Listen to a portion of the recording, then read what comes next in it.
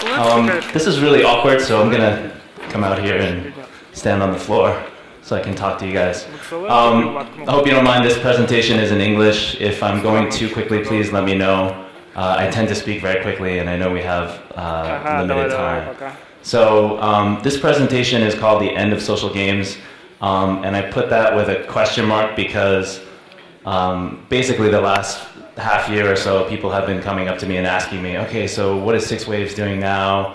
What are you guys doing for mobile? What's going on with social?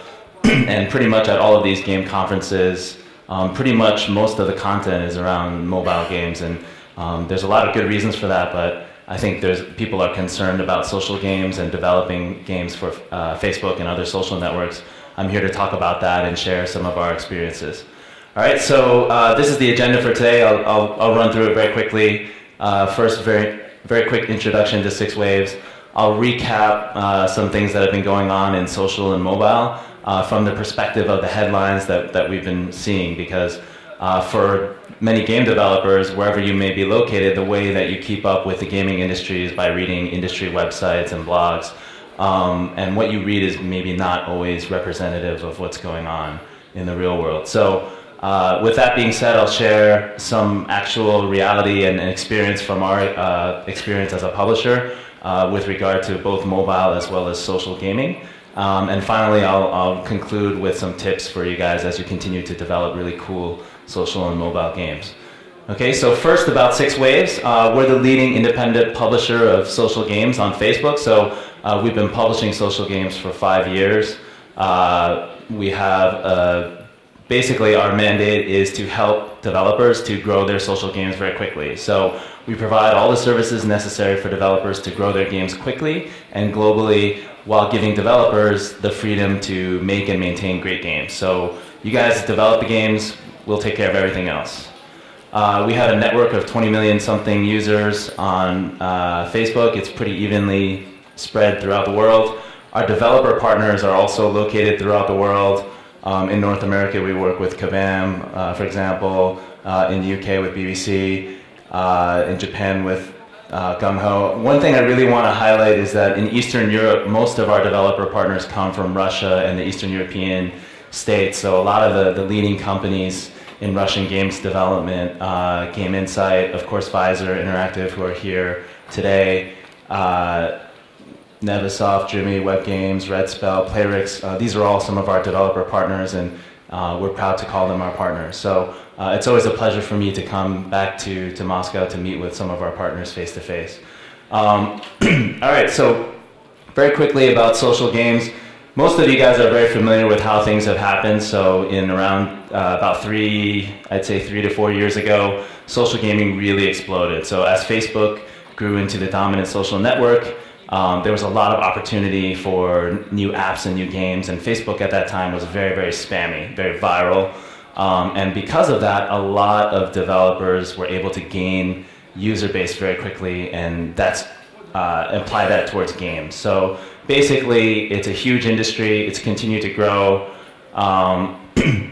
And most of it is being led by Zynga and other large players. So you guys all know about Zynga, about Farmville, Cityville. They grew a network very, very quickly on Facebook, pivoted to mobile as well by acquiring the Draw Something developer, positioned themselves to go public and had an IPO, and you guys know what happened after that. So Zynga has always been dominant in social games, but it's not only been Zynga, it's also been Disney acquiring Playdom, EA acquiring Playfish, as well as PopCap, also launching games like The Sims Social, SimCity Social. These are huge, huge social hits as recently as a few months ago.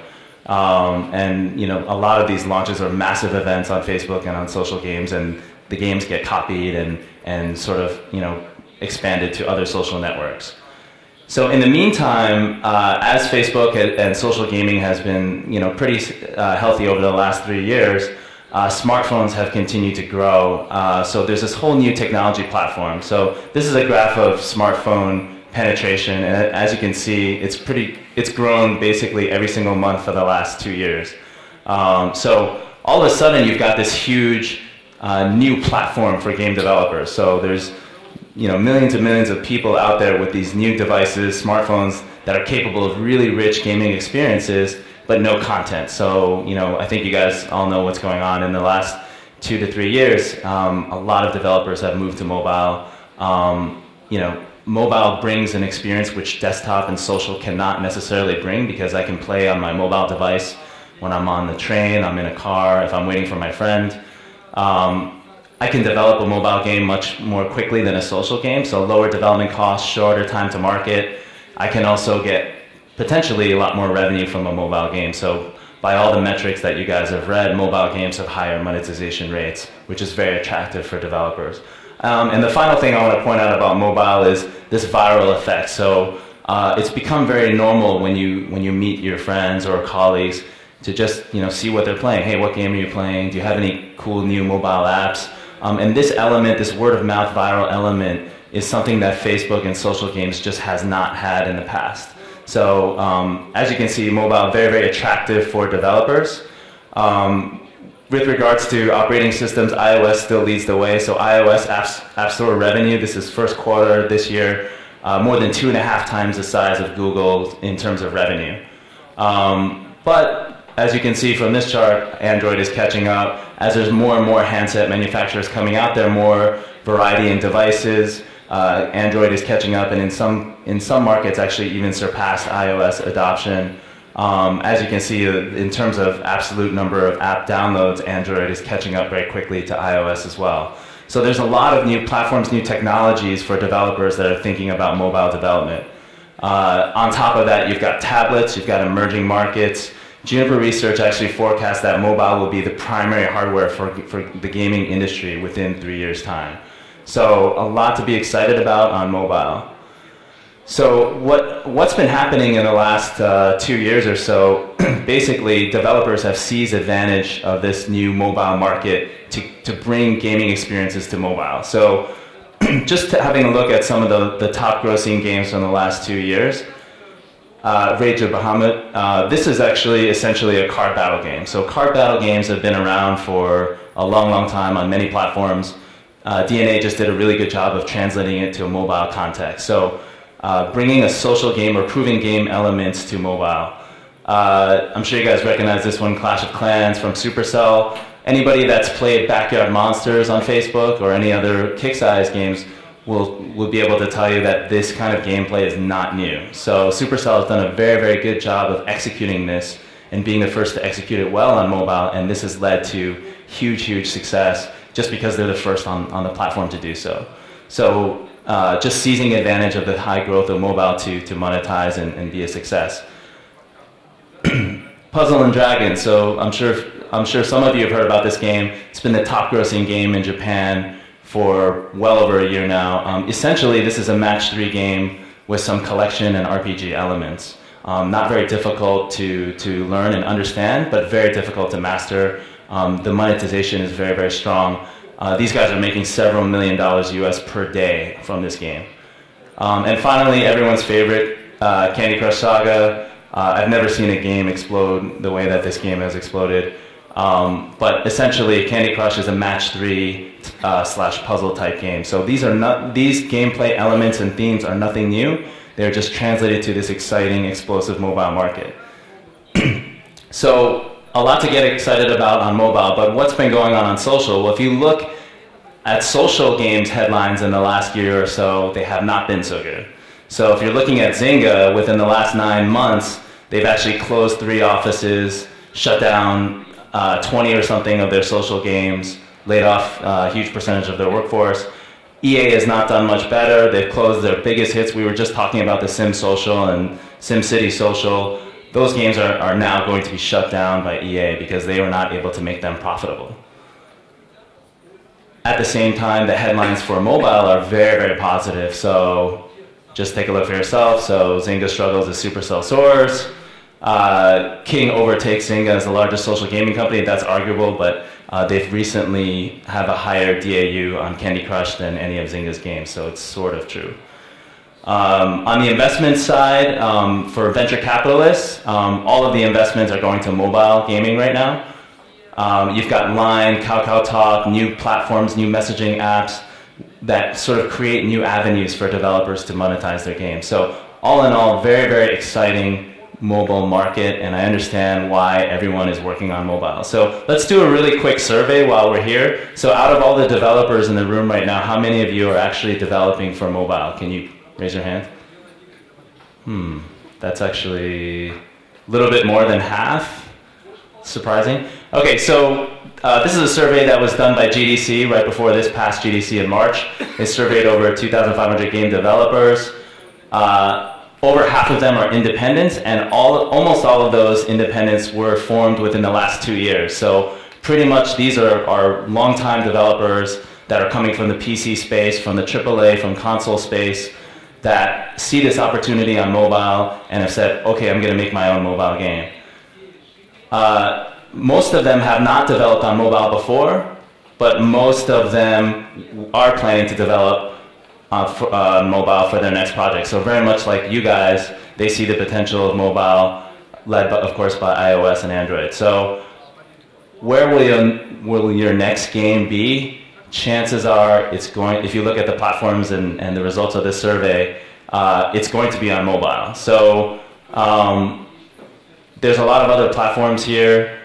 This was actually a survey of North American developers, but just from doing a quick survey around the room, it seems to be true pretty much globally as well.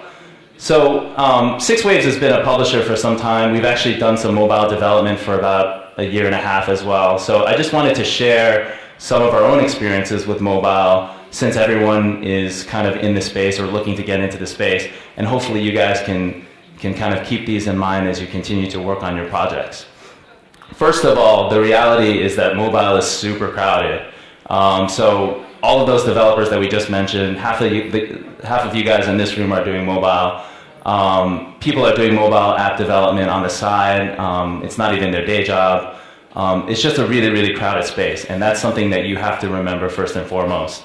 So that creates a discovery issue. So if I am a mobile developer and I've released my game into the market, how will my game get discovered? Aside from word of mouth, which is effective sometimes, the most common way that people find new games and new apps to download and try is through the App Store. Right now, that is what App Store looks like on iOS, and that is not very attractive looking thing for developers. So if you look at that, I took that snapshot last night from the US App Store.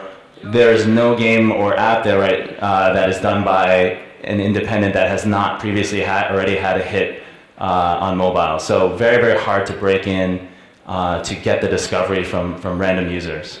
Some of you might be thinking, okay, maybe I'll talk to Apple or work with a publisher and get featured. That's actually not much better.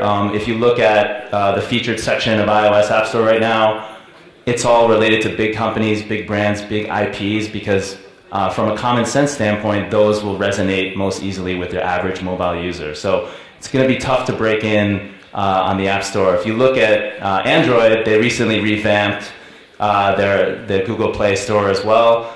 In my opinion, it's not really much better. It still takes about 5-6 taps to get to where you want to get to if you're looking for a new or interesting mobile game. So discovery is a big issue. There's really no way, unless you're a huge, huge company already, to guarantee that you'll be featured on an App Store or to be on the top 25. The only other way you can do it is by spending money on marketing. So that brings up my second reality, which is costly user acquisition. So if these companies that are making millions of dollars per day, like a Supercell, like a Gung-Ho, King.com, if they have marketing spend to keep their games up at the top of the charts, as independent developers, it's going to be really, really hard to challenge that in terms of brute force, in terms of marketing budget. We just don't have it.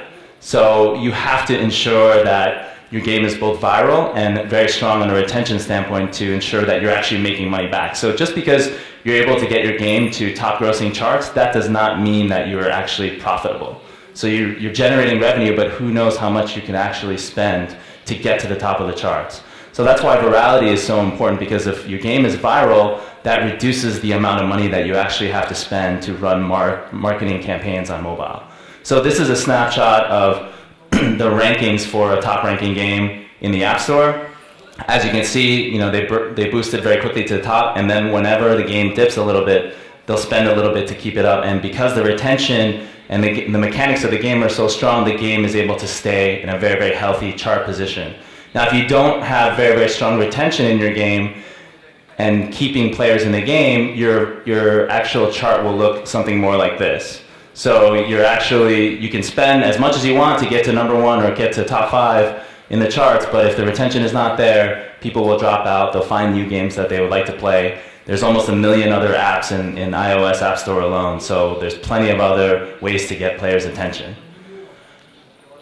So competitive landscape on mobile, this is something that came from Canalys research. So the top 25 developers in the iOS App Store account for half of all the iOS revenue. So half of the pie is gone already. I mean, it's still a really, really large pie, and there's companies that can be profitable, but just keep that in mind that not everyone can make money. The companies that are making tons of money, they're going to be reinvesting that money to market the game. So you have to think differently and don't just do the same thing that these guys are doing. So if we look at the reasons why all developers are interested to go mobile, it's a high potential market, shorter development time, higher monetization, and the viral effect. In reality, it's actually highly competitive, shorter life cycle for games, expensive user acquisition, and if you don't have retention, again, it's not sustainable, and the big companies dominate the revenue. So it's a little bit not quite as attractive as the headlines would have you believe. So what about social? We've seen all the headlines recently about social games and how Zynga is struggling and how EA is struggling. And there's no question mobile has affected social games. You're not going to see the same DAU, MAU launch numbers that you saw back when Cityville launched or even SimSocial. Players now have shorter attention spans. If they're not interested in playing your social game on Facebook on their desk, they're going to pick up their mobile phone and play something else. This has forced developers to adapt and create more compelling social experiences on desktop. And as I mentioned, some of the traditional leaders have struggled to adapt to this. But is this the end of social games? I think you guys will know what I'm going to say, and that's no. And why do I feel so confident when I say no?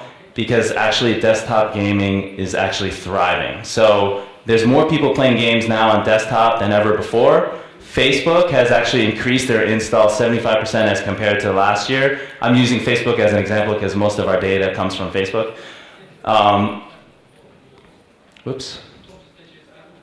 Okay, so Facebook has done a lot of interesting things to improve the virality of the platform. So homepage bookmarks to suggest games that your friends are playing. Bookmarks for you to very easily find and go back to the games that you enjoy. The App Store so that you can, with the desktop, there's a lot of canvas there for you to highlight games that you think other people may enjoy, and that's a lot more easy way to discover games than if you're looking at a mobile screen, which is not very big. Okay, so Facebook revenues in terms of payments to developers. I mean, we looked at Zynga before. Obviously, they've dipped in the last year. What about other developers? So payments from Facebook to other developers actually increased by 60% in the last year. So even though you're not hearing about this, you're hearing about Zynga and EA failing, developers are actually making more money on social games than ever before. Same thing with the overall games pie on Facebook, 12% rise year over year. This is straight from Facebook. In terms of the competitive landscape, it's actually not, people read about Zynga and EA and the big players on social, and they worry that social is failing. In fact, it's just the opposite. So the fact that those market leaders are failing it levels the playing field. It makes it so that anybody can succeed. Everybody has an equal chance to succeed on social now. So developers, there's plenty of developers that have developed games on social before. I encourage you to consider developing for social again because it's actually less competitive. And there are proven channels out there for developers to grow games. So there's click exchanges, there's publishers such as ourselves or Zynga. And overall, the platform continues to improve. So there's no more preferential terms or treatment for Zynga. There's, later on in the year, they're actually deprecating Facebook credits, so they're getting rid of Facebook credits altogether. We expect as a publisher that this will mean it's easier for players to pay and revenues from social games will go up. All right, so there's plenty of room for Facebook hits. One of my favorite games over the last 6 months, Criminal Case, hidden object game, but really well done. Dragon City by Social Point, Candy Crush we've talked about. What about Facebook on mobile? They've actually improved acquisition, discovery, and virality. I'm sure you guys are now seeing this a lot on your Facebook feed. Suggestions, recommended games for you to download and install. They also have a mobile app store within the app itself to recommend games that you might enjoy.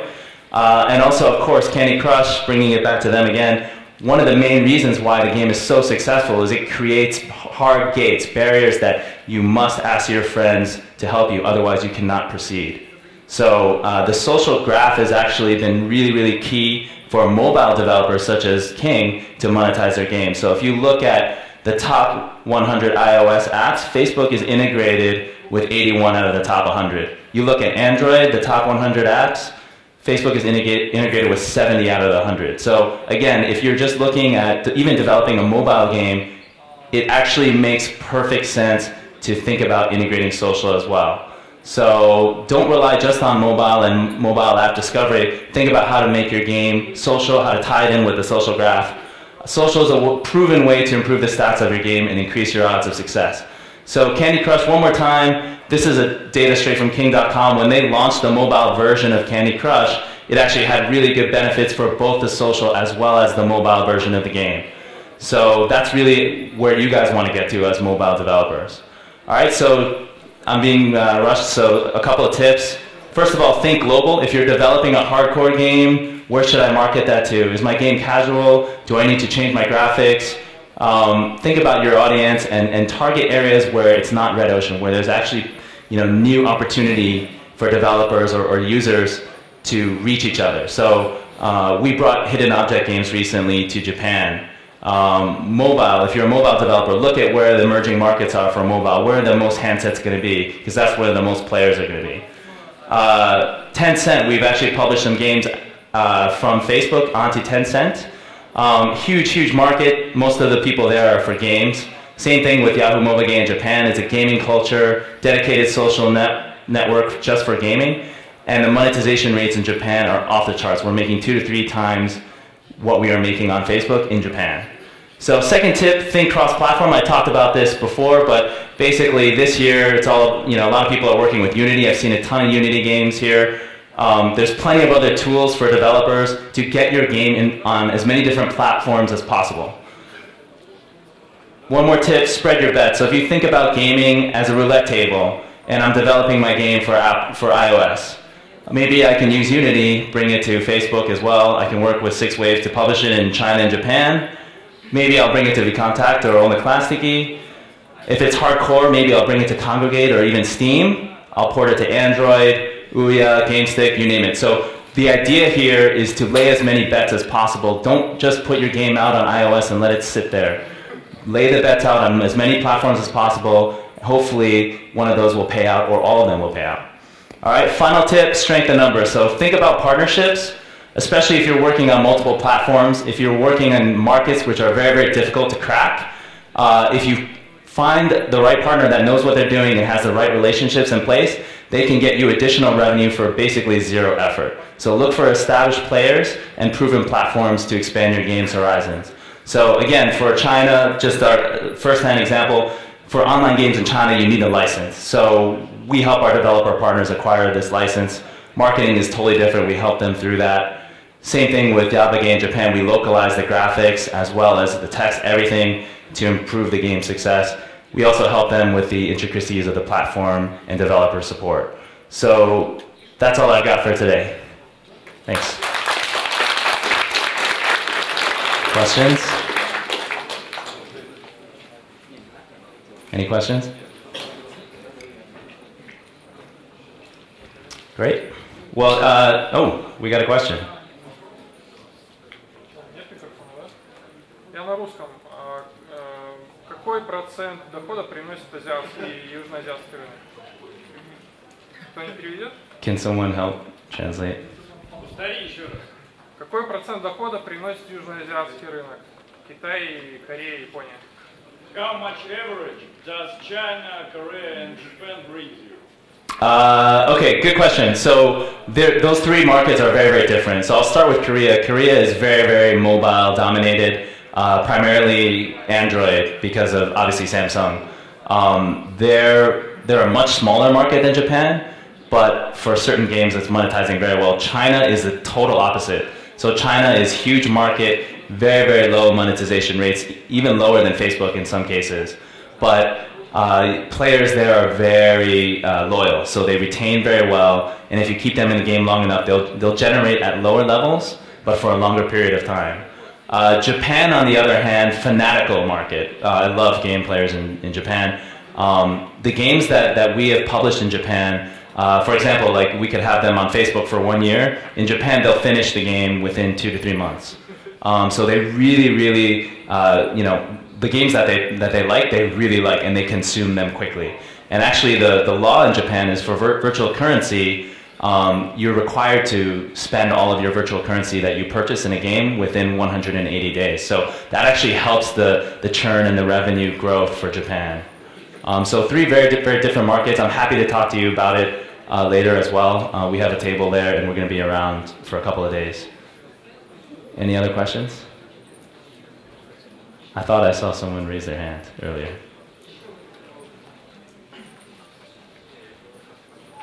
Nope? Okay. Thanks very much.